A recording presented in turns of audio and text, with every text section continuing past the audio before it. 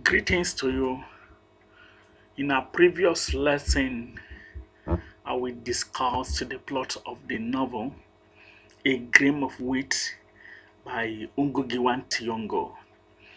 And we continue with the discussion on the novel today by looking at the characters and analyzing the characters and the role of each character, which is characterization.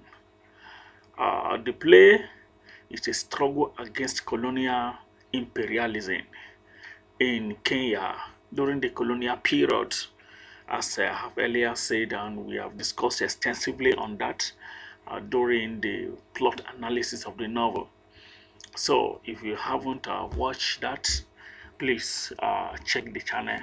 You will see the video of the plot analysis of the novel so that you have full understanding of what the novel is talking about. So today we'll be looking at the characters. We're looking at the characters one after another, and one of the characters we are going to be studying now is Mugo. Mugo is one of the major characters in the novel. The storyline has already been discussed, and some of the roles of Mugo have been discussed in the plot analysis. So please make sure you watch that. So Mugo is one of the major characters in the novel. He is the primary protagonist and a villager of Tabai village. And I can say that Mugo's parents died when he is young, and then leaving him destitute in the care of an alcoholic auntie. The auntie always abused him, demean him, and always maltreat Mugo at that time. So, because of the childhood experiences, like Mugo is isolated and alone, and then purposely keeping himself detached from the world around him, and then his struggles and the struggles of his village. He does not participate in the struggle for independence, which are the Mau Mau movement and the other movement in the village, which were aimed at determining self-rule of the people of Kenya and liberate them from the British colonialism.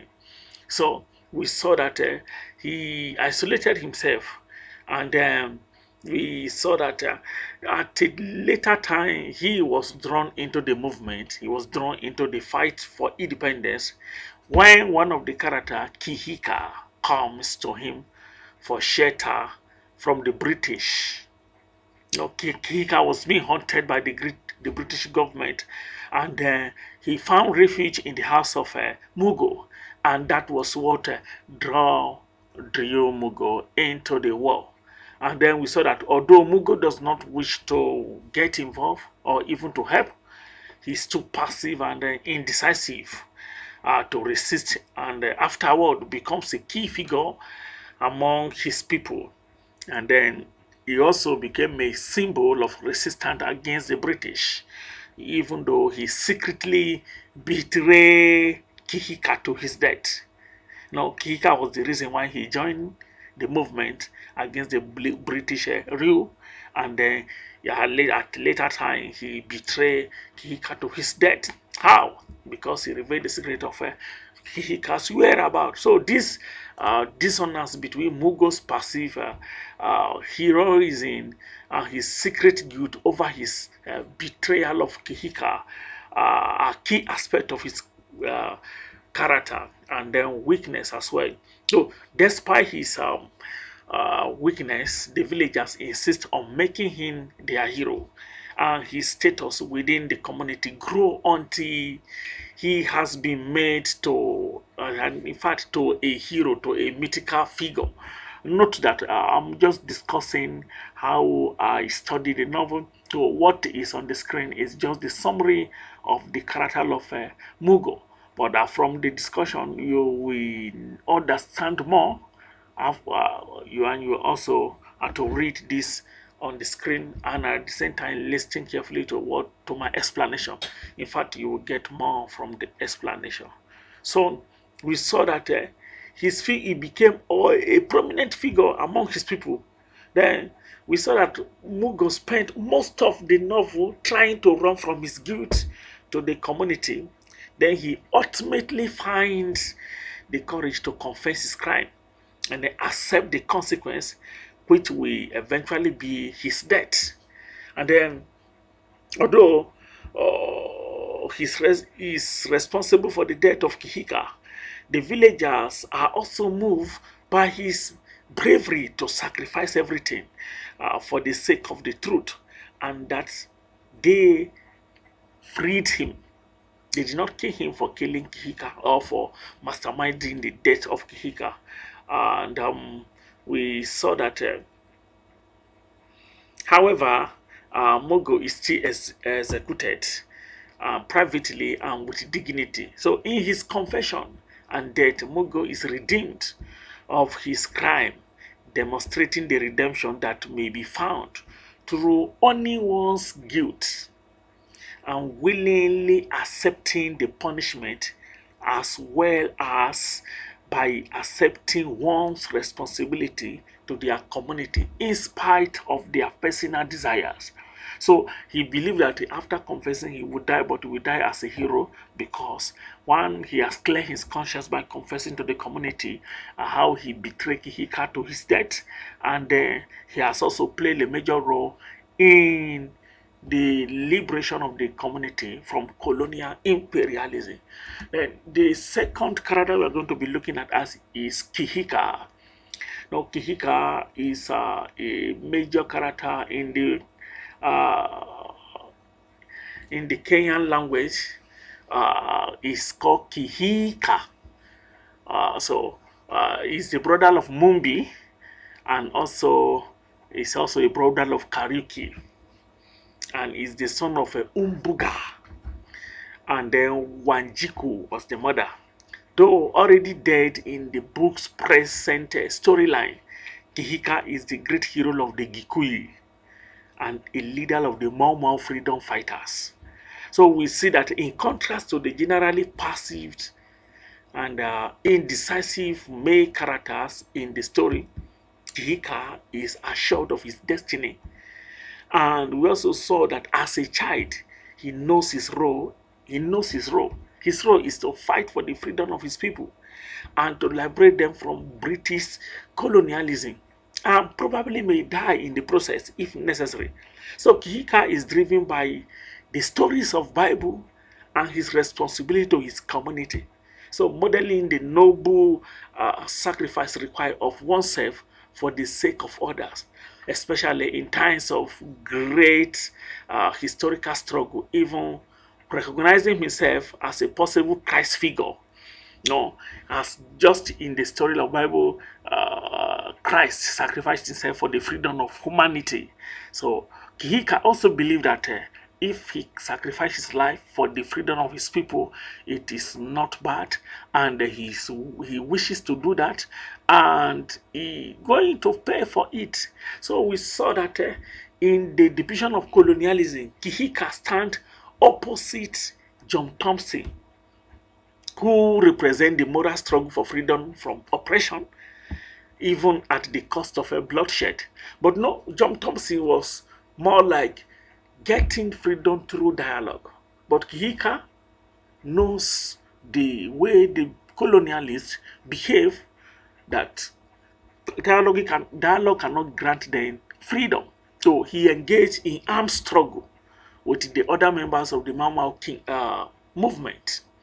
And then we saw that Kihika believed about sacrifice inevitably come to fruition as he is betrayed by Mugo. And I told you at the beginning that he ran for safety from the British colonialists to the house of Mugo, and Mugo sheltered him, even though Mugo was not interested in the fight against the colonialists, but later joined because he has seen that the injustice against his people is becoming overbearing. So we saw that after betraying him, he was assassinated. He was killed for assassinating Thomas Robinson. And however, in his death, Kihika becomes an icon of the resistance for his people, and is the grain of wheat referred to in the title, who by his death bring new life into the world. So his death represents freedom and new life for the people of Kenya, because eventually the people got the independence at the cost of the life of some of the characters. Then we have another major character in the novel, which is Gikonyo. Gikonyo, we can say, is the husband of Mumbi and Wangari's only son. His father is Wangari. So Gikonyo spent his early years as a poor carpenter, supporting himself and his mother, who were abandoned by his father Wangari. Although he is shy, Gikonyo falls in love with Mumbi. You know, he was one of the shy characters. And you note something about Ngugi representation of characters in this novel. Some of the characters are introvert, shy, passive. Like Gikonyo also have similar characters. So we saw that Gikonyo is very shy, but however, he fell in love with Mumbi, and then they later got married. So this comes, however, this comes to an end.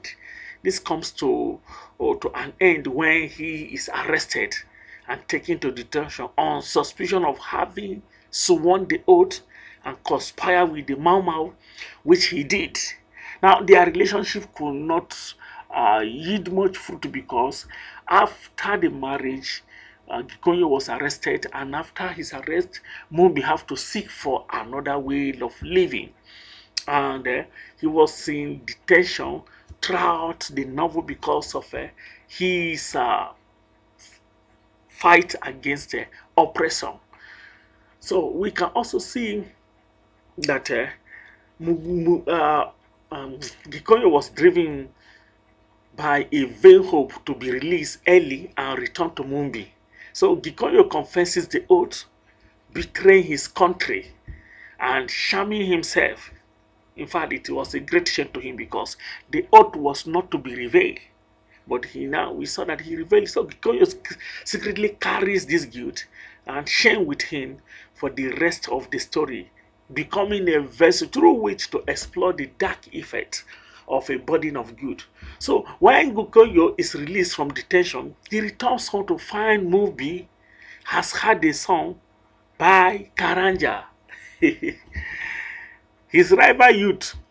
No, he was thinking, he thought he was coming to his wife again. Mumbi has been waiting for him, but he was so shocked and in fact disappointed that Mumbi has remarried or has gotten a baby for Karanja, who is a rival of Gikonyo right from when they were very young.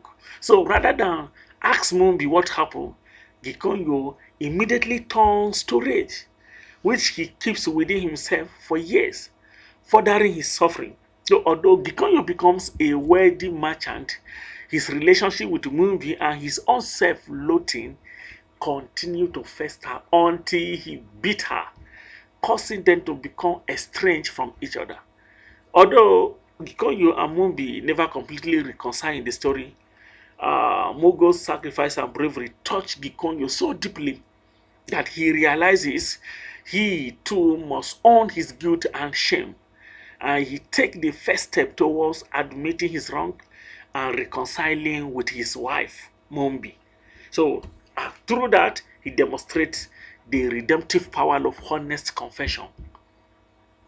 And note that even Mumbi was not aware that he has taken the oath of the Mau Mau freedom movement. So another character which we are going to be looking at is Karanja. I told you that Mumbi had a child from Karanja, and Karanja is a rival of Gikonyo from childhood. So Karanja is the story's primary antagonist. Yes, we can regard him as the primary antagonist in the novel, though not in a strictly wicked way. He does not play much wicked role. Karanja is a villager of Tabai. It's also from Tabai village, just like Mungo. And we can say that he works for John Thompson, who is a British colonialist in Gitima. So in his youth, Karanja is a friend with Gikonyo and Kihika and is in love with Mumbi, though she rejects him in favor of Gikonyo. However, after the emergency and the detention of Gikonyo, he became a friend of Mumbi, and they had a child through Mumbi. And then he also swore to the oath and joining the Mau Mau. He was not, and we can see from what I studied about him that his friends are swearing the oath and joining the Mau Mau or being arrested and taken to detention. Karanja instead joined the British colonial force. He betrayed his country and his people to save himself and remain near to Mumbi, and thus representing the commitment to self-interest at the expense of one's community. So Karanja believed in the power of white man's technology and weaponry and put himself as close to it as possible. So he believes that his people cannot win the war. So why wasting his life or endangering his life? So instead, he aligned with the British colonialists. And from there, we saw that he started working for John Thompson. And although this gives him the appearance of power for being part of the colonial team, which he exalted in Karanja, we saw that his people regarded him as a coward, and they hated him for his treachery. So he acts ruthlessly toward his fellow Gikuyu, his fellow people, and then enjoys exerting power over them because he's now working for the British. And then we saw that throughout this story, Karanja remained obsessed with Mumbi and even uses his position to take advantage of her and impregnate her, though he hated himself for doing so afterward. Ultimately, Karanja's allegiance to the white man's power turns out to be a full gamble. So when Kenya achieved its independence and John Thompson and company leave the country, Karanja's power lives with them. And at the end of the story, Karanja is depicted as irredeemable after his total betrayal of his people over the course of a decade. And you can see, so he was humiliated, rejected by his people, and then he decided to go on exile. And he wandered alone without power or community. He became a stateless person, rather, a wretched figure. And Karanja's detestable character and pathetic fate provide a strong argument against forsaking one's community for the sake of personal interest. Now, that was the fate of Karanja. He almost became a stateless person. He does not have a country because his people have rejected him. And now we have another major character, which is Mumbi, a beautiful lady. Mumbi is a beautiful lady and is Gikonyo's wife. And is the daughter of Wanjiku and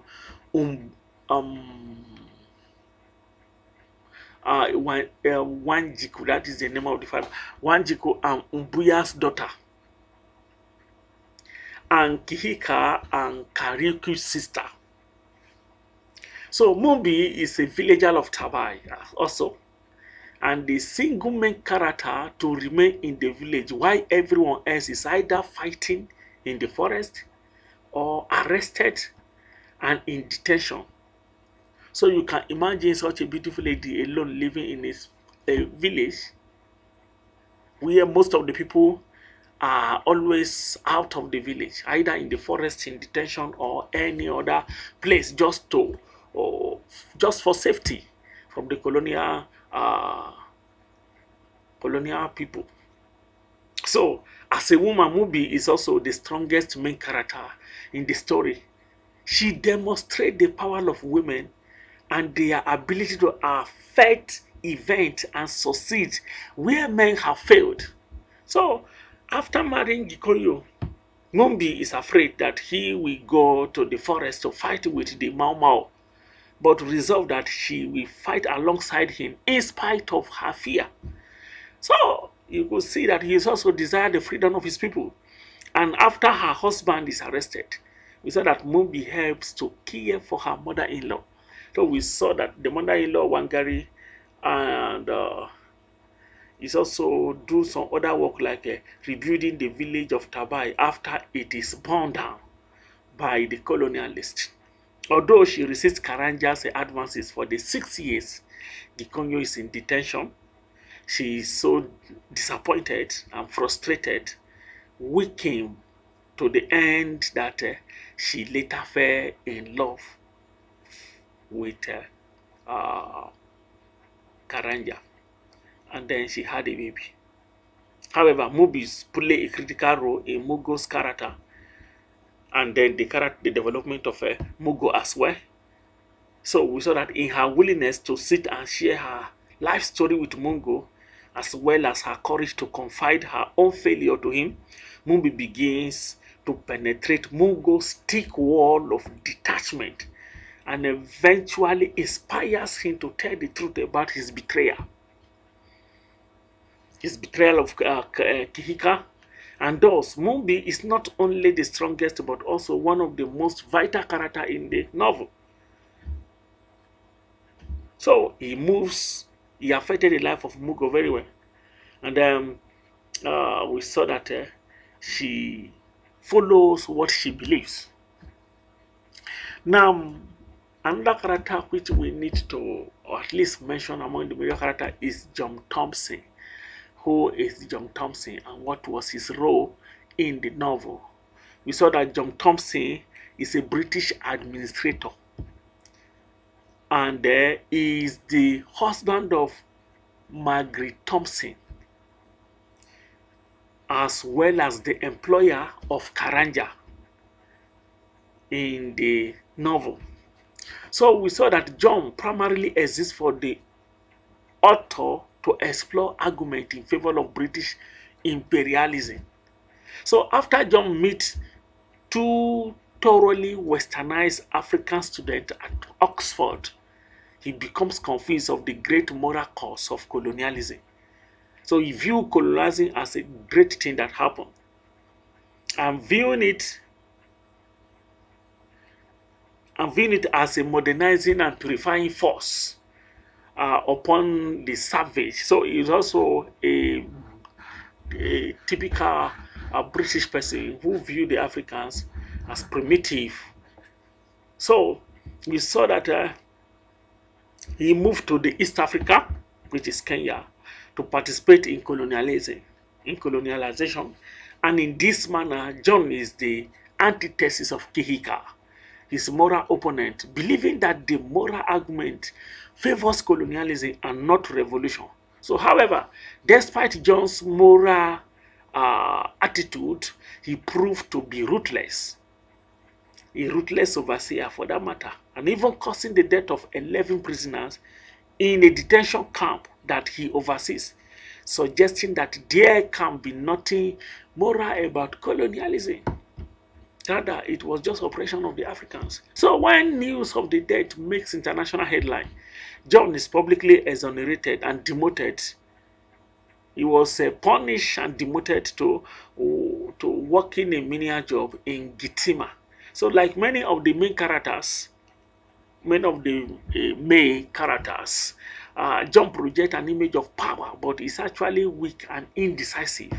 How? Because after the Kenyans win their independence, John's defeat is complete and he becomes utterly disillusioned, frustrated, and with his life, he has nothing to offer in Kenya again. So he has to relocate to his western world, to his western country, and leave Kenya. Now, we have another character which is called Warui. Though he plays a vital role in the novel as well. Warui is a notable village elder who tried to convince Mugo to lead the Uhuru celebration and become a chief in the village. So we saw that Warui is an old man and has been involved in the movement, in the Mau Mau movement and Kenya's fight for freedom for his entire life. As a young man, Warui marches in protest for the release of Harry Tuku and Jomo Kenyatta. These are prominent figures in Kenya's struggle for independence. And as an old man, what he does again that he teaches story of oppression and resistance to young Kihika, fostering his revolutionary spirit. So he was one of the person that inspires Kihika to fight against the British. So he also believed that the great African leaders, including Mugo, possess mystical power, the spirit of the black people. And then after the Uhuru ceremony is complete, Mugo has confessed, Warui is disappointed by the loss of a hero and seemingly disenchanted with independence, suggesting that it came at a great cost and was not what he thought it would be, because several heroes have lost their life just to get independence. And now, what happened after the Uhuru, after the independence? You saw that even the Africans were disillusioned after the independence because the self-rule was not different from the colonial rule. How? Because most of the leaders who took over from the whites were corrupt, were not concerned about the people, just like the colonialists. The colonialists took the resources of the people to their own country to develop their own countries. The indigenous African leaders took the resources and appropriated it to their own private use. So we saw the disillusionment of the people after the independence. But we are going to be discussing that much in our subsequent lesson. Now let's go to another character, which is General R. Who is General R and what was his role in the novel? We saw that General R is a freedom fighter and a former comrade of Kihika, who emerges from the forest with Koina to discover who betrayed their great leader Kihika. So General R played a minor role in the story, representing the Mau Mau fighters and working with Warui and Wambui, those elders, to convince Mugo to lead. However, although the rest of the village does not seem bent on Mugo's destruction after he confesses his betrayal, General I and Lieutenant Kona are committed to justice, privately taking Mugo into the forest to execute him. So he was one of the people that later executed Mugo for betraying their great leader, Kihika. So these are some of the major characters in the novel, and in our subsequent lessons, we are going to be discussing other characters, like minor characters. And another thing I want you to note about General R is that he fought during the World War II, and that was where he got his rank as a general from. So we will discuss more on the other characters in the subsequent lesson. And I wish you a very good week.